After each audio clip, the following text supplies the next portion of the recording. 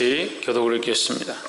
내가 몸에 보좌에 앉으시니 오른손에 척이 있으니 안팎으로 썼고 일곱인으로 응하였더라. 또 몸에 있는 천사가 큰 소리로 치시되 누가 저기 말하며 저희들에게 하나냐. 하늘 위에나 땅 위에나 땅 아래에 능히 책을 펴거나 보거나 할 리가 없더라.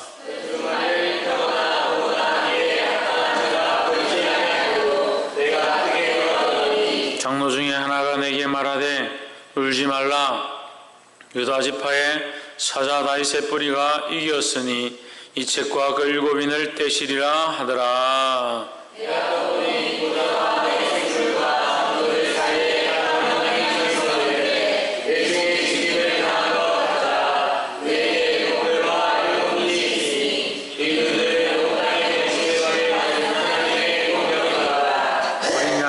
와서 보좌에 앉으신 이의 오른손에서 책을 취하시니라.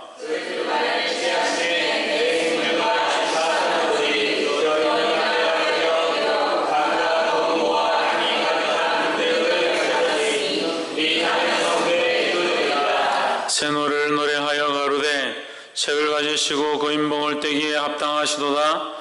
일찍 죽임을 당하사 각 족속과 방언과 백성과 나라 가운데서 사람들을 피로 사서 하나님께 드리시고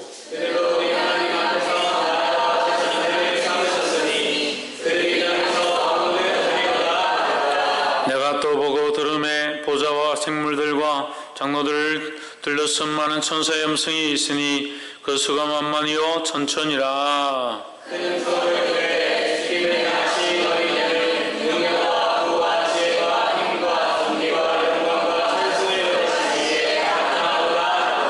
내가 또 들으니 하늘 위에와 땅 위에와 땅 아래와 바다 위에와 또 그 가운데 모든 만물이 가로되 보좌에 앉으신 이와 어린 양에게 찬송과 존귀와 영광과 능력을 세세토록 돌릴지어다 하니 내 생물이 가로되 아멘하고 장로들은 엎드려 경배하더라.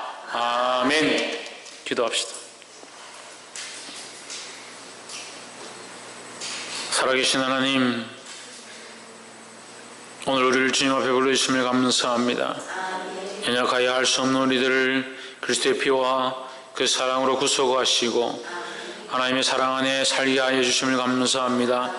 오늘 이 거룩한 말씀을 함께 나눌 때에 우리 인간된 연약한 모습들은 사라지게 하시고 하나님의 영광과 존귀만 나타나도록 간섭하여 주시옵소서. 이 거룩한 말씀을 통하여 말세를 준비하게 하시고 믿음을 깨어 승리하기 부족함이 없도록 우리를 공면하여 주시옵소서. 감사하며 살아계신 예수 그리스도 이름으로 기도하옵나이다. 아멘. 할렐루야. 우리 옆에 상에서 합시다. 사랑합니다. 축복합니다.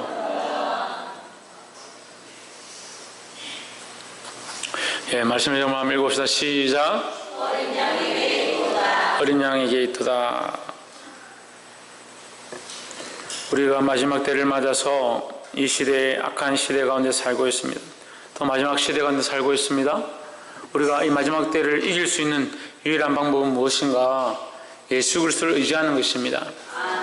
예수 그리스도를 어린 양이라고 비유하는데 어린 양이라는 것은 흠이 없다, 죄가 없다라는 것이고 이 흠없는 어린 양 예수 그리스도로 말미암아 우리가 하나님 앞에 나아갈 수 있다라는 겁니다. 옆에 사람 봅시다. 우리는 모두 다 죄인입니다. 우리가 모두 다 죄인이고 연약하기 때문에 우리의 힘으로 하나님 앞에 갈 수가 없고 그래서 예수 그리스도의 은혜로만 갈 수 있다라는 거예요. 할렐루야. 오늘 이 5장 말씀, 이 요한계시록 5장 말씀을 통해서 하나님 거룩한 뜻을 알게 되기를 주의 이름으로 축복합니다. 우리 지난주 말씀드렸었는데 이 5장은 이제 사도 요한이 하늘에 올라가서 하나님 앉으신 보좌를 보고 그 주위에 네 생물과 24장로의 그 펼쳐 있는 모습들을 보았습니다. 그들이 찬양하는 모습들을 보았고 그 모습을 보고 나서 이제 시작되어질 계시에 대한 앞으로 이루어질 것에 대한 그 예언에 대한 말씀을 이제 기록해야 하는데 그 보좌 앞에 갔을 때에 이제 그 계시의 장면을 보기 이전에 그 계시되어진 이 책이 그의 눈에 보이기 시작하는 거죠. 5장 1절에 보시면 내가 보매 보좌에 앉으신 이의 오른손에 책이 있으니 안팎으로 썼고 7인으로 봉하였더라 했습니다. 그가 올라가서 24장로와 그 내생무리들과 그들이 찬양하는 그 소리들을 들었는데 그 소리를 듣고 보고 나서 그가 또 고개를 들어보니까 보좌에 앉으신 이가 있고, 보좌에 앉으신 이는 누굽니까? 하나님이죠. 보좌에 앉으신 이는 하나님이죠. 그 보좌에 앉으신 이가 있고 그의 오른손에 뭐가 있다? 예, 책이 있다. 지금은 이제 책이라고 기록하지만 이때 당시에 지금 1세기도 안 됐으니까 1세기니까 책이라는 개념이 없죠. 이제 양가죽이나 이런 데다 기록하니까 파피루스라 그러죠. 양가죽에다 이렇게 둘둘 말아서 예, 그 가죽에 기록한 것들을 예, 그 내용을 가지고 하죠. 그러니까 보좌에 앉으신 이는 하나님이고 하나님의 오른손에 이 두루마리가 있다는 것은 하나님의 오른손에 있다는 것은 뭡니까? 세상이 그 누구도 감히 하나님의 권세를 이길 수 없으니까 하나님의 오른손은 하나님의 권세다 하는 거예요. 하나님의 권세 앞에 이것을 이길 자가 없으니까 이것을 펼 자가 없는 거죠. 그래서 이 두루마리가 있으니 안팎으로 썼고 7인으로 봉하였더라. 안팎으로 썼다. 그 안에 내용이 가득하다는 것이고 7인으로 봉하였다. 7가지의 인으로 봉하였기 때문에 이 세상의 방법으로는 풀 수가 없다는 거예요. 할렐루야. 오늘 예배를 방해하는 여러 사람들이 있네. 7인이 있다. 7인. 7인이라는 것은 그 7장에 도장을 찍어서 붙였다는 뜻이 아니라 완전하게 봉했다는 거죠. 그래서 사람이 풀 수 없다. 하나님의 오른손에 있다는 것도 사람이 어떻게 할 수 없다. 어느 누구도 이것을 함부로 풀 수 없다. 이건 풀 수 없는 거죠. 두루마리에 기록된 것은 무엇인지 알 수 없지만 여기 기록되어 있는 계시록 5장 1절의 말씀을 볼 때는 어느 누구도 이것을 감히 풀 수 없고 감히 가까이 갈 수도 없는 그런 책이고 내용이다라는 거죠. 그런데 그 내용이 어떻느냐? 안팎으로 완전하게 썼다. 빠짐이 없다라는 거예요. 안팎으로 가득하다는 것은 글을 많이 썼다는 뜻이 아니라 이 말씀 자체가 완전하다라는 거죠. 완전하다. 그래서 하나님의 말씀은 완전합니다. 할렐루야. 근데 그 신천지나 이만희나 이쪽에서는 이걸 성경에 요한계시록에 나오는 생명책과 사망책 이렇게 두 개를 있다고 그럽니다. 그 생명책은 구원받은 자들의 이름이 기록되어 있고 14만 4천 명의 이름이 기록되어 있고 사망책에는 죽을 사람들의 이름이 기록되어 있다. 그래서 생명책과 사망록이라고 그렇게 합니다. 교회 열심히 신천지 교회에 나오면 생명책이 기록되고 열심히 안 다니고 교회를 좀 빠지기 시작하면 중간책이 있습니다. 중간책이 있어요. 그 생명책이 있고 교회 출석 잘하고 예배 잘 드리면 신천지 교회요. 자기들이 주장하는 신천지 교회에서는 신천지 교회 잘 출석하면 생명책이 기록되고 교회를 막 빠지잖아요. 빠지면 중간책에 기록합니다. 중간책에 기록하고 교회를 안 놓습니다. 안 놓으면 사망책에 기록하는 거죠. 너는 이제 사망책에 기록했으니까 너는 지옥 간다 이렇게 하는 거예요. 말도 안 되는 얘기죠. 요한계시록에는 여러 가지 책이 나옵니다. 생명책과 사망책뿐만 아니고 예언의 책도 나오고 오늘 여기 두루마리에 여기 심판책이 있습니다. 심판록이라고 할 수도 있고 이걸 이제 전체적으로 예언의 말씀이다. 이 마지막 말세 때에 되어질 예언의 말씀이다라는 거예요. 그 7인으로 봉했기 때문에 아무나 볼 수 없다. 그래서 이것은 뭡니까? 절대 하나님의 주권이다라는 겁니다. 그래서 생명책과 이 심판의 말씀은 우리가 볼 수 있는 것이 아니다라는 거죠. 그래서 우리 하나님의 권세를 인정해야 합니다. 이것이 문제가 뭐냐면요. 우리가 하나님의 권세를 인정하지 못하니까 신학적인 면에서도 하나님을 인정하지 못합니다. 세상에 있는 교회들도 하나님의 권세를 인정하지 못합니다. 실제로는 인정한다라고 말을 하고 인정하려고 하고 있지만 그 삶에서 이것이 인정이 안 되니까 생명의 문제가 사람에게 있는 것처럼 우리가 뭔가 풀으면 이렇게 되는 것처럼 누구는 구원을 받고 누구는 지옥에 가고 예수를 안 믿는 사람 예수를 안 믿는 사람 지옥 가죠 그래. 누구는 자살했으니까 지옥 가고 누구는 어떻게 했으니까 지옥 가고 그것이 사람들이 판단하는 거죠. 이걸 판단하고 결정할 수 있는 분은 누구냐? 하나님밖에 없는 거죠. 자꾸 이것이 사람이 하려고 하다 보니까 문제라는 거죠. 말씀도 마찬가지입니다. 제가 요한계시록 가다가 여러분 모르겠으면 저는 모르겠다 할 겁니다. 저는 모르겠습니다 여러분 이렇게 할 거예요. 그리고 이것이 더 이상 우리가 이것을 푸는 것이 유익하지 않다 그러면 제가 멈출 겁니다. 아직까지는 그렇지 않기 때문에 제가 같이 함께 풀고 있는 거예요. 왜 그렇습니까? 왜 억지로 풀지 말아야 합니까? 하나님의 영역이기 때문에 그렇습니다. 하나님 인정하지 못하면 하나님의 영역에 맡길 수 없다. 우리 삶도 마찬가지예요. 우리 삶도 하나님이 역사하시는 영역이 있고 하나님이 일하시는 영역이 있고 우리가 하나님 앞에 드려야 될 영역이 있고 하나님 앞에 나와 엎드려야 될 영역이 있고 우리가 하나님의 영광을 위해서 살아가야 될 삶의 영역들이 있는 겁니다. 근데 뭘 못하냐? 하나님이 그것을 인정하지 못하는 거죠. 그러니까 자꾸 영적인 것들을 보지 못하고 하나님 원하신 길을 가지 못하고 자기 생각과 자기 원하는 길로 판단하게 된다는 거예요. 옆에서 한번 보시죠. 하나님의 영역을 인정합시다. 하나님의 영역을 인정한다고 해서 하나님의 영역이 어떤 특정한 부분이 다 그렇게 보는 것이 아니라 하나님의 영역은 전체 모든 우주 만물에 있는 것 모든 역사가 다 하나님의 것이지만 특별히 하나님의 주권으로 행하시는 것 구원의 일과 섭리의 일과 심판의 일들을 우리가 함부로 판단해서는 안 된다라는 거예요. 그러니까 아무도 할 수 없다. 아무도 감히 이 그 두루마리를 풀 수도 없고 그 손에서 빼앗을 수도 없다라는 거예요. 2절 또 봄에 힘있는 천사가 큰 음성으로 외치기를 누가 책을 펴며 거인을 떼기에 합당하냐. 힘있는 큰 천사가 가장 힘있는 천사가 외치기를 누가 감히 펴겠느냐. 그 말은 천사도 못한다라는 거죠.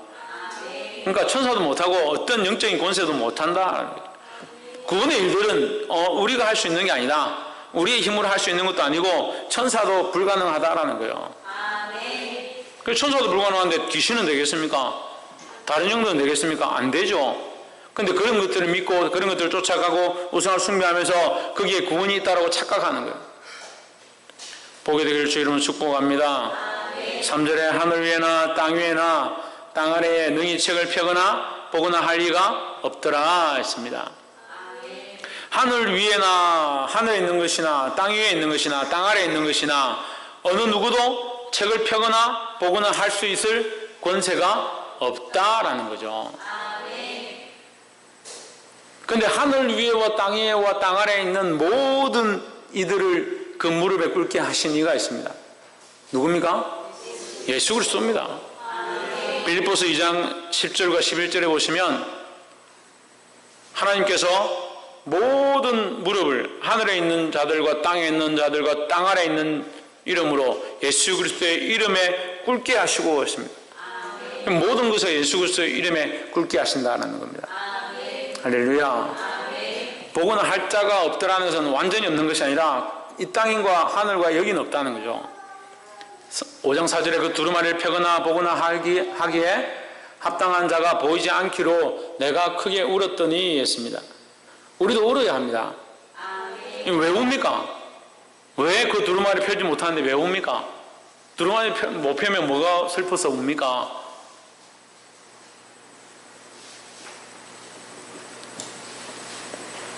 우리는 왜 웁니까? 우리 기도할 때 왜 웁니까? 신희경 내가 할 수 없어서 웁니까? 천정민 왜 웁니까? 예? 생명을 얻기 위해서 옵니까? 최원주 집사님 왜 옵니까? 예? 하나님 사랑하지 못해서 옵니까? 좀 사랑하십시오. 신성경 왜 옵니까? 하나님 마음을 가지지 못해서 옵니까? 최원영 왜 옵니까? 예? 하나님 사랑을 느껴서 옵니다. 박건도 왜 옵니까? 우리를 구원해 주시기를 바라는 마음 옵니까? 구원해 주신 것에 대해서 감사해서 온다. 박이사 왜 옵니까? 안 옵니까?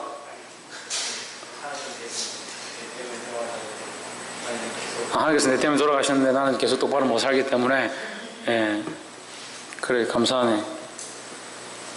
여기서 우는 것은 이 갈망함이죠. 그 두루마리를 펴고 싶은 갈망함에서 우는 거죠. 두루마리를 펴지 못하는 것에 대해서 우는 거니까 두루마리를 펴는 것에 대한 갈망이다. 이 두루마리 뭐라 했습니까? 심판에 대한 예언이다 했죠. 심판에 대한 예언. 심판에 대한 예언이 왜 좋느냐? 심판은 안 좋죠. 하지만 심판과 함께 있을 것이 뭡니까? 구원이죠. 심판과 함께 있을 것이 구원이니까 이것이 펴져야만 역사가 이제 끝나고 하는 나라가 올 것이다 라는 거죠. 그러니까 이것을 갈망하는 이 사도 바울의 마음이죠. 사도 요한의 마음이죠. 근데 우리는 그런 갈망이 별로 없어요. 이것이 펴지든 안 펴지든 우리가 무슨 뭐 갈망하고 그냥 이 저자가 울었다는 걸 볼 때 좀 왜 다 큰 어른이 뭐 쓸데없이 울고 그런 생각을 할 수 있습니다. 하지만 우리는 갈망해야 합니다. 하나님 나라를 갈망해야 합니다. 5절에 장로 중에 하나가 내게 말하되 울지 말라. 유대 지파의 사자 다윗의 뿌리가 이겼으니 이 책과 그 7인을 떼시리라 하더라 했습니다. 다윗의 뿌리가 누굽니까? 예수 그리스도죠. 다윗 왕의 권세를 가진 자, 그 왕의 권세를 가진 자, 그의 씨로 말미암아 유다의 씨로 말미암아 태어난 자 누굽니까? 예수 그리스도입니다. 그 예수 그리스도로 말미암아 이 두루마리와 그 7인을 떼시리라 했습니다. 그러니까 이 두루마리와 7인을 떼면은 뭐가 시작됩니까? 이제 심판과 역사가 시작되는 거예요. 그래서 6장에는 6장, 7장, 8장, 9장 이제 계속 뭐가 나오냐면 이 마지막 때 심판에 대해서 얘기하는 겁니다. 이걸 또 재앙이라고도 이제 해석하기도 하죠. 하나님 주시는 이제 심판에 대해서 기록했습니다. 이 심판이 일어나게 하려면 뭐가 있어야 되냐? 예수 그리스도가 있어야 되는 거죠. 그럼 왜 예수 그리스도가 있으면 이 심판이 시작되는가? 봅시다. 6절 내가 또 보니 보좌와 내 생물과 장로들 사이에 어린 양이 섰는데 일찍 죽임을 당한 것 같더라 했습니다. 자, 이렇게 연결해 봐야 되죠. 유다 지파의 자손, 다윗의 후손, 그가 어린 양과 같고 죽임을 당했다. 이렇게 연결하면 어떻게 됩니까? 유다 지파에서 다윗의 후손에서 죄 없는 어린 양, 흠없고 죄 없는 어린 양과 같은 자가 어떻게 죽임을 당했다. 우리가 성경을 통해서 이걸 어떻게 누굽니까? 예수님이죠. 예수 그리스도밖에 없죠. 유다 지파의 다윗의 후손에 흠없는 자로 죄 없는 자로 우리를 위하여 십자가에 못 박혀 죽으신 분 예수 그리스도죠. 그분이 일찍 죽임을 당한 것 같더라. 그에게 7눈과 7뿔과 7눈이 있으니 했습니다. 이 7뿔과 7눈에 대해서 사람들이 고민하는데 별로 고민할 게 없습니다. 7뿔은 완전한 권세입니다. 완전한 권세. 모든 어떠한 것들과도 싸워서 이긴다라는 거예요. 양과 염소로 싸울 때 뿔로 싸우죠. 이렇게 박아 싸우죠. 근데 7이라는 것은 그걸 당할 자가 없다라는 거죠. 그래서 예수님께서는 완전한 승리의 권세를 가지는데 어디까지 이기셨느냐? 사망의 권세까지 이기셨다라는 겁니다. 사망의 권세를 이겼기 때문에 우리에게 뭘 주실 수 있다? 생명을 주실 수 있다는 거예요. 그래서 그리스도로 말미암아 우리에게 생명이 허락된다라는 겁니다. 7뿔은 완전한 권세고 7눈은 완전한 능력을 얘기하는 거예요. 완전한 것, 모든 것을 다 알고 모든 것을 다 본다라는 거죠. 그래서 예수님을 구약에서 뭐라고 표현하냐? 기묘자라 모사라 하는 거예요. 모든 것을 아시고 모든 것을 가능하신 분이다는 거예요. 할렐루야. 7눈이 있으니 이 눈들은 온 땅에 보내심을 받은 하나님의 7영이더라 했습니다. 이 7영은 성령이라고 해석할 수도 있고 예수님이 하나님 부리시는 천사들이라고도 해석할 수 있습니다. 7절에 어린 양이 나와서 보좌에 앉으신 이의 오른손에서 책을 취하시니라 했습니다. 그러면 하나님의 오른손에서 그 오른손에 이 두루마리를 취하신 분은 누굽니까? 어린 양, 예수 그리스도밖에 없다는 거죠. 8절에 책을 취하시며 내 생물과 24장로들이 어린 양 앞에 엎드려 각각 검은고와 향이 가득한 금대접을 가졌으니 이 향은 성도의 기도드리라 했습니다. 여기 이상한 장면이 나옵니다. 예수님이 그 어린 양이 그냥 그림으로 좀 생각하면 좀 이상합니다. 사랑하는 우리 청년들은 이 그림으로 자꾸 상상하지 마십시오. 그 보좌가 있고 의자 같은 게 이렇게 투명한 의자가 있는데 거기 어린 양 한 마리가, 조그만 어린 양이 뛰어나와서 두루마리를 잡고, 이런 상상하지 마세요. 그거는 이제 이게 그렇게 비유적으로 표현되어진 거지, 이거를 갖다가 그렇게 상상을 해가 생각하면 잘 안 돼요. 그 두루마리를 취하셨다, 예수님이 취하셨다, 취하니까 내 생물과 24 장로들이 그 어린 양 앞에 엎드렸다. 이거 엎드렸다는 건 뭡니까? 내생물 우리가 앞에 해석할 때 뭐라고 해석했습니까? 천사장들이라 했죠. 천사장들. 24장로들은 구약의 12지파와 신약의 12제자, 그러니까 이게 성도들의 모양이다, 성도들의 대표다 하는 말이에요. 보이지 않는 하나님 나라의 모양이다 하는 거죠. 그 성도들의 대표와 그 성도들과 이 하나님의 권세들이 누구 앞에? 예수 그리스도 앞에 무릎 꿇은 거죠.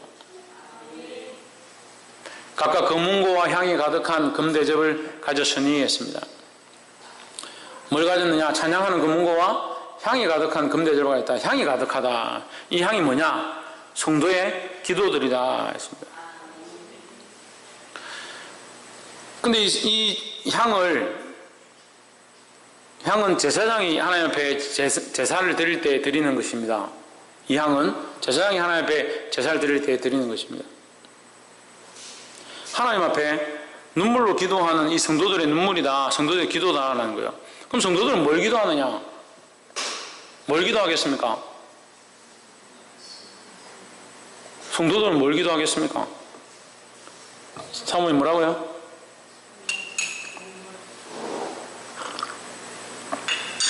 신희경? 하나님 뜻이 뭘까? 하나님 뭘 이루시기를 기도하고 있을까?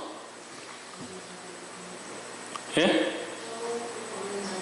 영혼 구원. 그럼 우리가 그 출애굽기를 했죠. 출애굽기 할 때 여러분 돌이켜서 생각 한번 해보십시오. 출애굽기 할 때 이스라엘 백성이 그 애굽 나라의 속국으로 노예로 살아가면서 고통 가운데 있으면서 하나님 앞에 뭘 합니까? 기도합니다. 그것을 하나님께서 모세에게 뭐라고 말씀하시냐면, 내가 그들의 우고를 듣고 눈물의 기도를 듣고 그들의 우고를 듣고 고통의 소리를 듣고, 이 말이야. 내가 그들의 고통의 소리를 듣고 내가 그들을 이제 그곳에서 구원하여 낼 것이다 라고 한 거죠. 그럼 이 성도들의 기도는 뭐냐? 고통의 소리죠. 또 시편 기자를 통해서 말하죠. 바벨론에 끌려간 자들이 그 강가에서 자기들이 원하는 버드나무 밑에서 자기들이 원하는 노래를 불러라, 그들의 노래를 불러달라 라고 얘기를 하는 거예요. 그럴 때 그들의 마음이 얼마나 아팠냐는 거예요. 거기서 하나님 앞에 부르짖습니다. 그래서 70년 만에 하나님께서 그들을 다시 예루살렘 돌아오게 하십니다. 하나님께서 기도를 안 들으시는 게 아니라 반드시 듣는다는 거예요. 근데 이 백성들의 이 중요한 기도가 뭐냐? 그 노예 가운데, 그 고통 가운데, 그 죽음의 현장 가운데 주여 우리를 구원하여 주시옵소서 하는 거예요. 할렐루야. 그래서 흑인 영가가 왜 영적으로 이 소울이 있느냐, 느낌 있고 은혜가 있느냐? 그게 그들의 고통, 그 노예로 곧 괴로워하는 그 압제받는 그 고통들을 하나님 앞에 통하며 눈물로 기도하는 모양이 있기 때문에 그것이 은혜가 되는 거예요. 이 성도들의 기도는 뭐냐면 하나님 나라가 빨리 도래하기를 원하는 간절한 눈물의 기도입니다. 그런데 이 하나님 나라가 도래하기를 간절히 기도하는 이들의 마음에는 뭐가 있느냐면 피 흘림과 목베임과 죽음을 당한 자들의 그 슬픔이 그들에게 남아있는 거예요. 초대교회 성도들이 믿음으로 살고 예수 그리스도만 바라봄으로 말미암아 그들에게 핍박을 당하고 죽임을 당해서 목베임을 당한 그 고통 가운데 주님만 바라보고 빨리 주님 오시옵소서 마라나타 하는 그 눈물의 기도가 여기 숨어 있는 거예요. 근데 우리는 이거 지금 잊어버려 가잖아요. 살기 편해질수록, 선진국이 되어 갈수록 아멘 주 예수여 어서 오시옵소서 이거 잊어가는 겁니다. 오늘은 뭘 해먹지? 어제 고기를 먹었더니 속이 좀 더부룩하구나. 오늘 뭘 해먹지?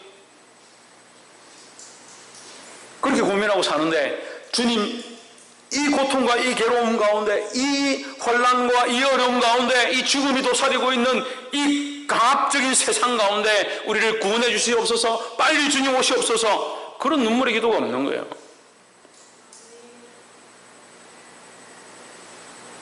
이 눈물의 기도가 얼마나 귀한지 금대접에 담아서 천사들이 가지고 하나님 앞에 올라갑니다. 근데 여러분 이 땅이 너무 살기 좋으니까 눈물의 기도가 없어요. 지금 날마다 하나님 앞에 주님 빨리 오십시오, 우리를 빨리 구원해 주십시오, 너무 괴롭습니다, 이 땅에 살아가는 것이 너무 힘듭니다, 주님 우리를 좀 도와주십시오, 그렇게 기도하는 사람도 있습니까?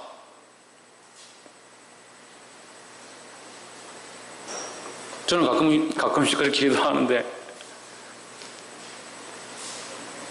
이 땅 사는 게 너무 좋으니까 주님 빨리 오십시오, 주님 이 압제가 너무 힘들어서, 주의 복음을 위해서 살아가는 이것이 너무 괴로워서 차라리 죽는 것이 나을 것 같습니다, 순교의 길을 가게 도와주십시오, 그렇게 하는 사람이 없어요.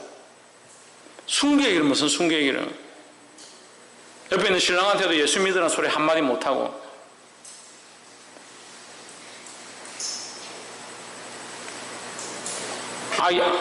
아이 친구 학부모에게도 전도 한번 못하는 우리가 하나님 나라를 소망하고 아멘 주 예수여 어서 오시옵소서 어떻게 그런 말을 하겠습니까?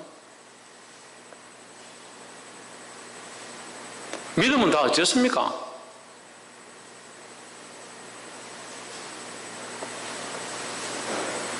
그래서 저는 청년들이 마라나타 찬양을 얼마나 은혜스럽게 부른다고 자기들 열심히 부르게 제가 뭐라 했습니다.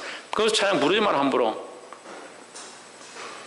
아멘 주에서 오시옵소서 어서 오시옵소서 하는데 너희가 이 땅에 사는 거 편향하고 이 땅에 사는 거 좋아하고 그거 바라보고 쫓아가는데 주님 어서 오시옵소서, 너희 삶과 그 찬양이 맞지가 않다. 마라나타의 찬양은 그 카타콤에 도망가고 도망쳐서 도망갈 데가 없어서 산으로 도망가가지고 산에 있는 그 바위 산을 굴을 파서 그 안에 숨어 살면서 분노병이 걸리고 자식이 썩어서 팔이 썩어서 떨어지고 그걸 괴로워하는 그 장면들을 보면서 주님 이 땅에 사는 것보다 주님 나라에 가는 게 좋습니다, 빨리 불러주십시오, 빨리 오십시오, 마라나타 그렇게 찬양하던 것이다. 맛있는 거 실컷 먹으면서 기분 좋아가지고 음료수 한잔 먹으면서 마라나타 아멘 주에서 오시옵소서.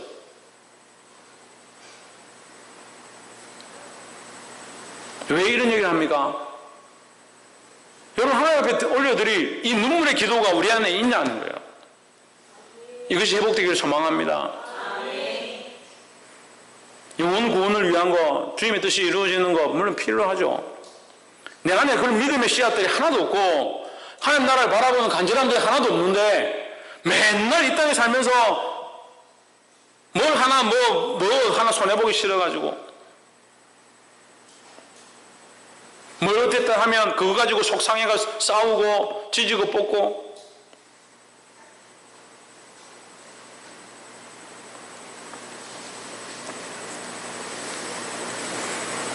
이 기도를 잊지 않기를, 다시 회복하기를 주의 이름으로 축복합니다. 옆에 사람 보십시오. 기도를 회복합시다. 기도를 회복하려면 뭘 회복해야 합니까? 믿음을 회복하려면 어떻게 해야 합니까? 하나님 나라의 소망을 바라봐야죠. 하나님 나라의 소망을 바라봐야 믿음을 회복하고 기도를 회복하지요.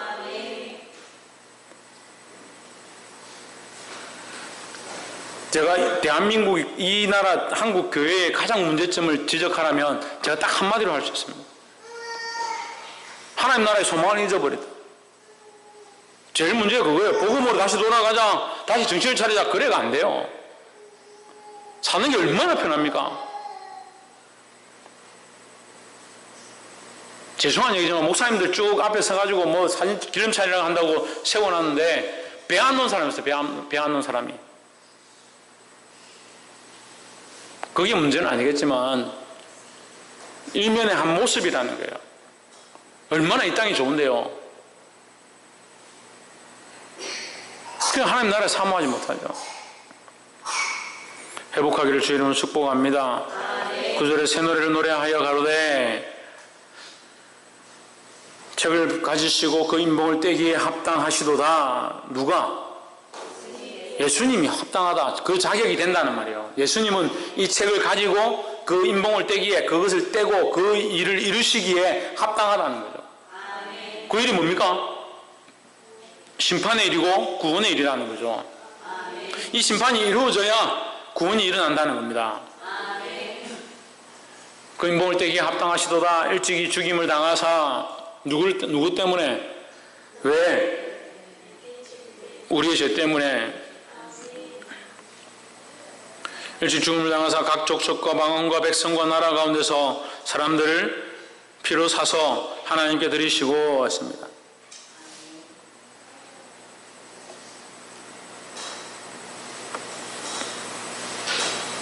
이 사서, 사람들을 피로 사서 그 어린 양이 죽음으로 그 피로 사는데, 이 사는 것은, 이 사서는 아고라조라는데, 아고라조, 히브리 말로 아고라조 하는데, 아고라조라는 것은 사서 그냥 돈을 주고 산 것이 아니라 값을 지불하고 소유가 바뀌었다는 거예요. 소유를 바꾼다는 거예요. 내 것이 된다는 거죠. 그 보십시오. 사서 소유를 누구에게로? 하나님께로 드리시고 하는 거예요. 그래서 우리의 소유가 우리의 것이 아니고 우리가 우리의 것이 아니라는 거예요. 예수 그리스도를 믿는다면, 그 피를 믿는다면, 구원을 믿는다면 이제 내가 내 것이 아니고 누구의 것이냐? 하나님의 것이라는 거예요. 하나님의 것이 된 사람들은 육체를 따라 자기를 위해 사는 게 아니라 하나님의 영광을 위해 살아가야 합니다. 이 소유가 바뀌어지고 하나님 것이 된 삶을 살기를 주의 이름으로 축복합니다. 10절 저희로 우리 하나님 앞에서 나라와 제사장을 삼으셨으니 저희가 땅에서 왕노릇 하리로다 했습니다. 우리를 그냥 피로 값주고 사고 끝나는 것이 아니고 그 피로 값주고 산 우리를 하나님의 앞에서 나라가 되게 하시고, 무슨 나라가?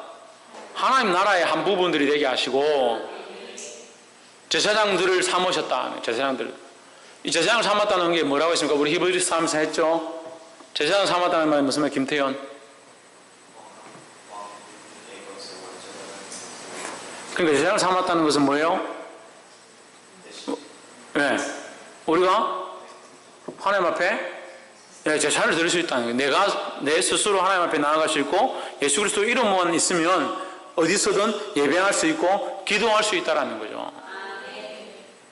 우리에게 그런 권세를 주셨다. 하나님 앞에 나와 기도하며 예배할 수 있는 권세를 주셨다는 거죠. 부족한 사람도 여기 세워진 바 되었습니다. 제사장의 권세를 가지고, 하나님 주신 권세를 가지고 여기 세워진 바 되었습니다. 이 하나님의 말씀이 없다면 제사장을 세워서 이 일들을 할 수가 없다는 거예요. 여러분들을 위하여 기도할 수도 없고 여러분들을 위하여 축복할 수도 없다는 거죠. 왜? 예수님만 오셔야 되죠. 우리는 아무도 안 되고 예수님만 오셔서 예배할 때마다 예수님만 탁 나타나가지고 자 이제 내가 축도하노라 이렇게 돼야 돼요. 근데 우리에게 이 권세를 허락하신 거예요. 이 하나님 나라와 제사장의 일들을 감당할 수 있도록 우리를 그 일들에 삼으셨다는 거예요. 그들이 땅에서 왕노릇 하리로다 했습니다. 11절에 내가 또 보고 들음에 보좌와 생물들과 장로들을 둘러쓴 많은 천사의 음성이 있으니 그 수가 만만이요 천천이라. 이게 만만이 천천이라는 것은 셀 수 없다는 거예요. 셀 수 없다. 세울 수 없이 수많은 자들이 12절 큰 음성으로 이르되 죽임을 당하신 어린 양이 능력과 부와 지혜와 힘과 존귀와 영광과 찬송을 받으시기에 합당하도다. 왜 합당한가? 죽임을 당하셨기 때문에.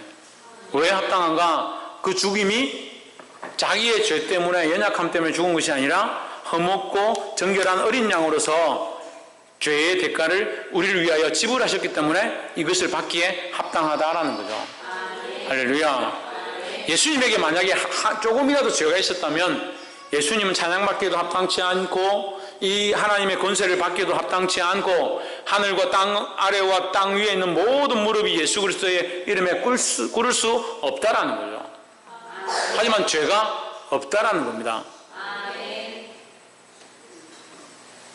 13절 내가 또 들으니 하늘 위에와 땅 위에와 땅 아래에 바다 위에와 그 가운데 모든 만물이 가로되. 자, 우리가 이 말씀을 보고 빌립보서 한번 찾아보세요. 아까 빌립보서 2장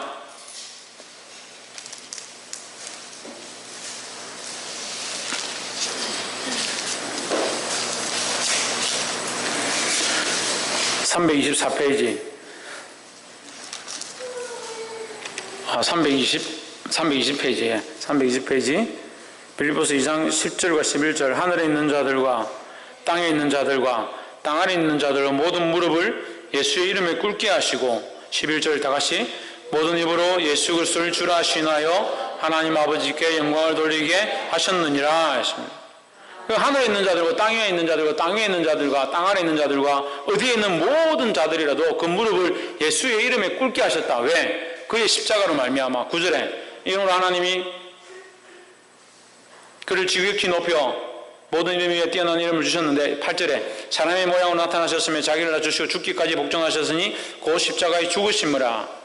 예수님 십자가에 죽으셨기 때문에 그의 피 흘림으로 말미암아 이 대가를 지불하셨기 때문에 모든 무릎이 예수님의 이름 앞에 꿇게 하셨다는 거죠.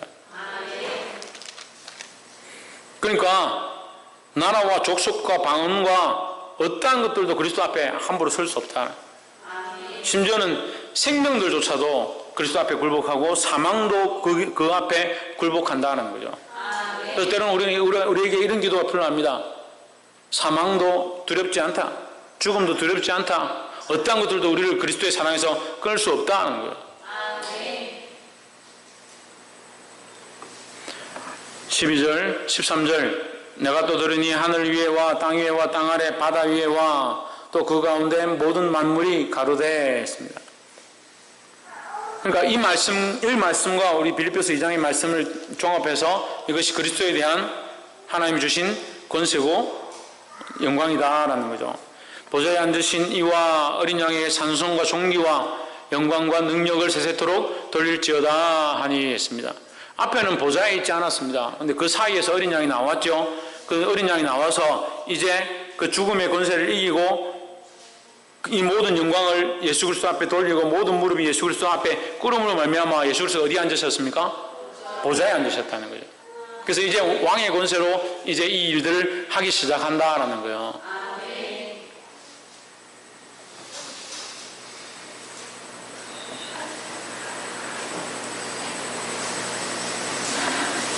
그리고 13절에 제가 잘못 말했네. 13절에 보좌에 앉으신 이와 어린 양에게 찬송과 존귀와 영광과 능력을 세세토록 돌릴지어다 했는데 이 보좌에 앉으신 이와 어린 양은 다릅니다. 보좌에 앉으신 이는 하나님이고 어린 양은 예수 그리스도고 그래서 하나님과 예수 그리스도에게 영광과 존귀를 돌린다. 그래서 아까 제가 빌립보서 2장 11절을 12절을 한 것은 거기 보면 그 예수 그리스도 앞에 꿇은 자들이 결국 누구에게 영광을 돌린다? 예수 그리스도 이름에 꿇게 하시고 모든 입으로 예수 그리스도를 주라 시인하여 예수 그리스도를 주라 시인함으로 하나님 아버지께 영광을 돌리게 하셨느니라 했습니다. 그래서 예수 그리스도의 이 이김으로 말미암아 결국 누구에게 영광이 돌아가느냐? 하나님 아버지께 영광이 돌아간다는 거예요. 14절에 내 생물이 가로되 아멘하고 장로들은 엎드려 경배하더라 했습니다. 이 내 생물이 아멘하는 것과 장로들이 경배하는 것은 이 두 가지로 볼 수 있습니다. 하나는 이 말씀을 이 두루마리를 들은 것 두루마리를 들고 그 인봉을 뜯기 시작하는 이 권세가 예수 그리스도께 있음에 대한 인정으로 아멘. 그죠? 인정으로 아멘이라 볼 수 있고 또 그가 하나님과 어린 양이 이 찬송과 존귀와 영광과 능력을 받기에 합당하다라고 아멘으로 할 수 있습니다. 여기 두 가지를 같이 포함하고 있는 거죠. 그래서 이 영광과 존귀를 받기에 합당한 그가 이 인봉을 뗄 수 있다는 거예요. 그래서 이것은 어떻게 보면 이 종합해서 계시록 5장은 출정식이다. 이제 시작되어지는 이제 심판의 일들이 시작되어지는 이 재앙의 일들이 시작되어지는 일 가운데 예수 그리스도가 이 인봉을 뜯을 수 있는 자로 하나님 앞에 나와오는 모습을 묘사한 출정식의 장면이다라고 전체적으로 볼 수 있습니다. 할렐루야. 말씀 맺겠습니다. 우리 계시록 5장을 함께 보았는데 그 누구도 하나님 앞에 구원의 일과 죽음의 일과 생명의 일에 대해서 함부로 말할 수 없습니다. 그래서 우리는 이것들을 조심해야 합니다. 누구는 지옥 갔다, 누구는 천국 못 간다, 그런 말들을 함부로 할 수 없습니다. 그것은 철저한 하나님의 영역이다라는 거예요. 하나님만 하실 수 있고 하나님만 알고 있고 그 일 가운데 이제 이 구원의 일들을 위하여 사모하며 눈물을 흘리는 이 백성들을 위해서 예수 그리스도께서 오셔서 이 인봉을 떼기 시작할 것입니다.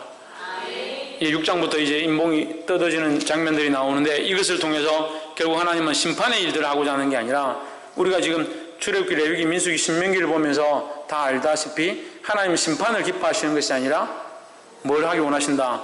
구원하기 원하신다는 거예요. 그 심판과 구원이 우리 앞에 있지만 결국 심판으로 끝나는 것이 아니라 심판 이후에 하나님께서 주실 구원을 사모하시기를 주의 이름으로 축복합니다. 기도하겠습니다. 거룩하신 하나님, 이 귀한 말씀들 우리에게 가르쳐